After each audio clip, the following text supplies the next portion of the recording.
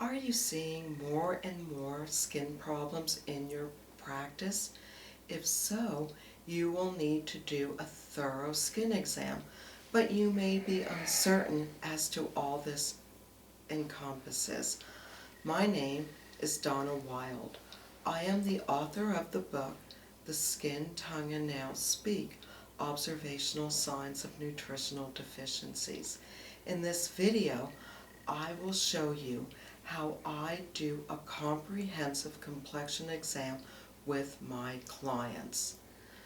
When a patient comes to see me with a condition of their skin, the first thing I want them to do is explain to me in detail where it is, what it looks like, how it feels. Then if it's in an appropriate place, I will ask to see it. Next, I'm going to ask them what type of cosmetics, soaps, detergents, and fragrances they are using. For a lot of people react to these chemicals. Then I want to know what they have tried in the past that has not worked and what has given them some relief. This gives me great insight as to what may be going on. The next thing I'm going to do is a complete complexion exam. The complexion goes in a woman from her hairline to the top of her breast. I want to look to see if it's normal.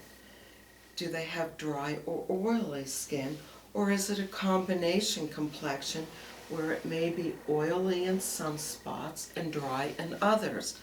I'm going to ask them if their skin is sensitive to the elements, the wind, the sun, the humidity, or dryness.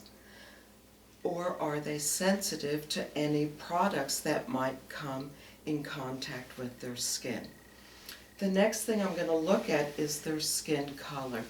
Now we live in a planet with a diversity of races, and all of those races have a beautiful skin color unique to themselves.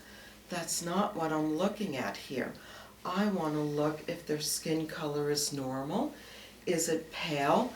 That might be indicative of an anemia. Do they have a grayish or whitish pallor that may let me know that there is an underlying infection or long-term illness that's going on? Do they have vitiligo, which is a lightening of patches in their skin? The next thing I want to look at is their skin texture.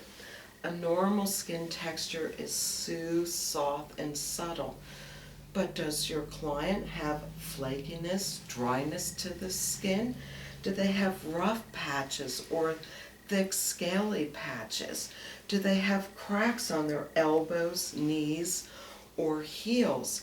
Or is their skin starting to thin, which could be an indicative of a thyroid problem or aging? The next thing I'm going to look for are skin conditions. First are blemishes. Do they have acne? Acne typically occurs on the face, neck, chest, or back. And are these outbreaks blackheads, or are they white and pussy, which is indicative of an infection that's going on? The next thing I'm going to ask them about are rashes or dermatitis. Do they have psoriasis or eczemas? Are they prone to hives, which is an allergic reaction?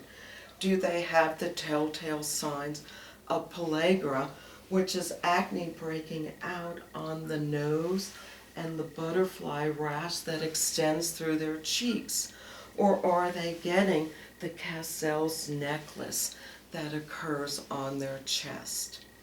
The next thing I'm going to look at is, are they susceptible to poison ivy or poison oak? Do they get shingles or herpes outbreaks? Then I'm going to look for vascular problems. Do they bruise easily? Do they get dark circles or under their eyes? Do they have varicose veins, hemorrhoids, spider veins? Do they get rosacea, that redding on their cheeks?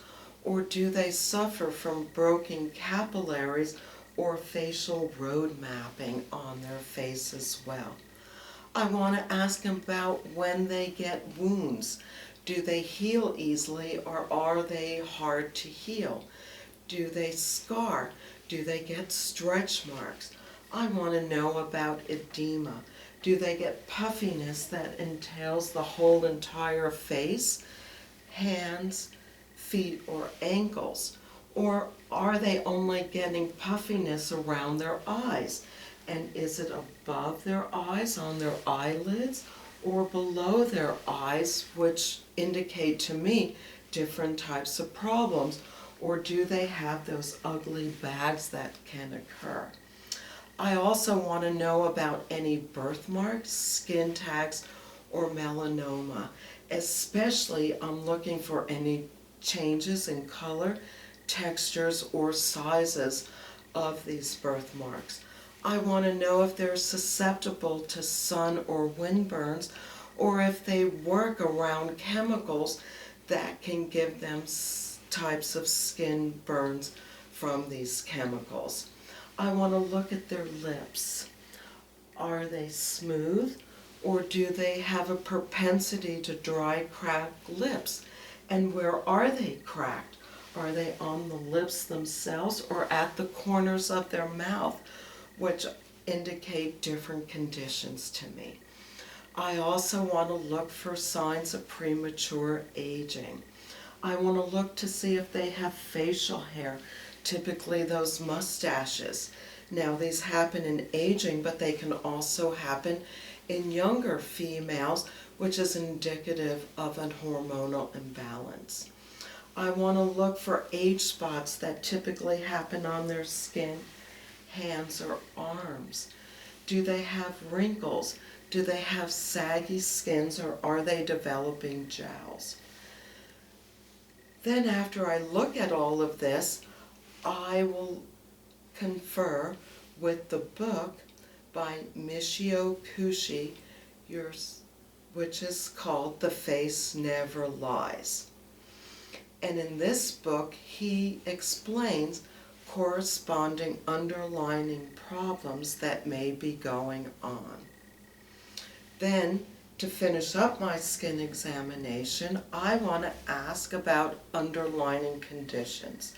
I want to know if there's a problem with the skin-gut axis, which includes stomach problems, intestinal dysbiosis, or bowel problems. I want to know what's going on with their organs of detox. How's their liver functioning? Is their gallbladder working properly, or did they have it removed? How's their kidney functioning? And are they prone to bladder infections? How is their bowel movements? Are they complete? Are they daily? Plus, I want to know what their lungs are doing, because the lung and the skins are backups to these detox organs. I'm going to ask if they have reoccurring yeast infections. I'm going to look to see if there might be an underlying parasitic infection that's affecting their skin. Do they have viral or bacterial infections that are going on? I want to know what's going on with their sleep. A lot of their facial problems, especially under eye problems, might be due to lack of sleep. However, it's not until people get into deep REM sleep where they produce pituitary hormones that allow them to heal. I'm also going to look to see if they have any allergies that might be exacerbating or causing these skin conditions. Now, I did give you a lot of information, but nothing telling you how to solve these problems. I'm going to hold a webinar where I will be expanding on all these signs of skin conditions that I have been talking about today. I will delve deeper into the underlying problems that could be affecting, causing, or exacerbating these problems. I will also give you holistic solutions, whether they be dietary changes, nutritional supplements, herbs, or topical solutions to these problems. I look forward to seeing you then. Thank you.